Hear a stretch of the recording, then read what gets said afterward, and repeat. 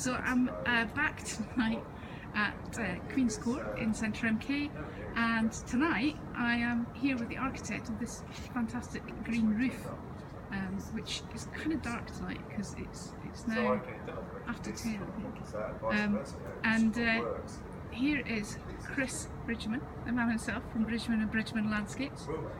Chris, tell us about the roof. What was the inspiration for the roof, and what's it made of? It looks like lots of grasses and wildflowers. Yes, this is a wildflower meadow roof. They're becoming very popular in Britain to try and recreate the habitats that we destroy when we're building new builds. And also the floods that we get in this country now, we need somewhere for the water to go. So by keeping it up on the roof, we're stopping it going into the drains.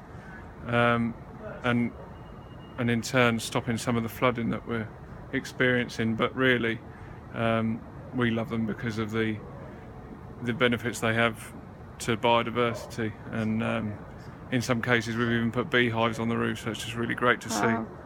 And this particular installation for the International Festival has some personal resonance with you in terms of the inspiration from Under the Vaulted Sky, I understand. That's right, yeah. My wife was in the original Under the Vaulted Sky production when it was at the Cathedral of Trees. So she does actually feature in the film that will sit inside the building, yeah. So. And you do this green roof malarkey. We do. For a better word, technical word. You do a lot of that. You've done some major green roof installations, haven't you? We have, yeah. We've done one of the biggest installations in Europe.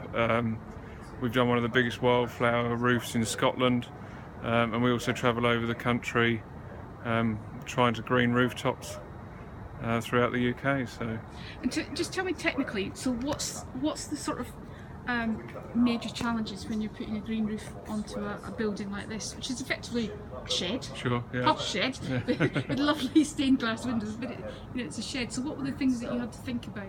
Well, normally you've got the weight consideration. You need to be prepared and understand what sort of weight this roof could be if we had heavy downpours or if it snowed.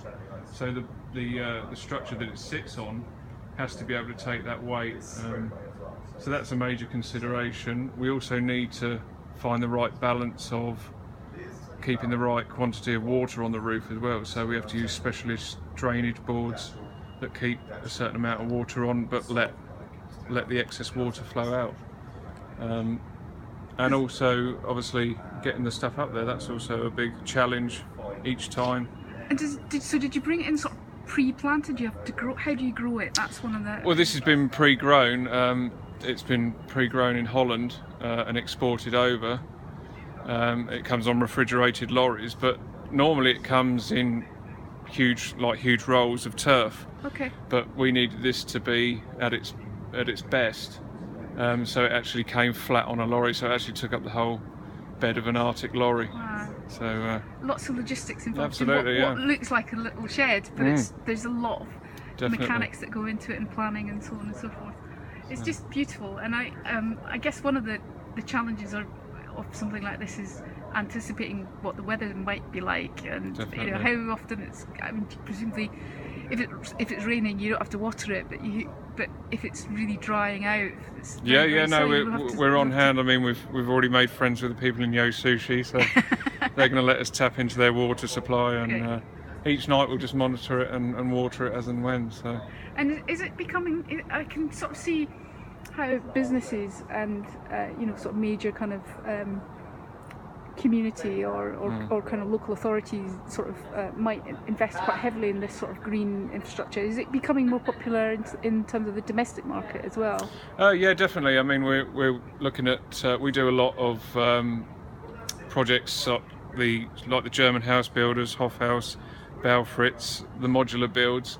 They're all very keen to use the green rooftops, and we're also just about to hopefully start a project out on the Isle of Harris in the Outer Hebrides. So that's on a Swedish log cabin. That's probably one of my friends, actually. No, it could be. She just moved there. So. Oh wow, maybe. Yeah.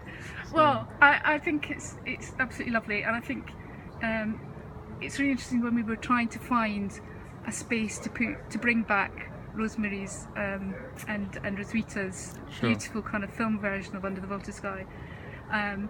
It was almost one of those magical moments where we went, it would be lovely to create something which kind of had an echo of that green roof, effectively, that was in the space. And it's really nice that there's such a personal family connection. There is, yeah, definitely, and also with the construction of the shed, working with Ian, has been he's been fantastic. Involved through all of the festivals. I think Absolutely, he's done something in it.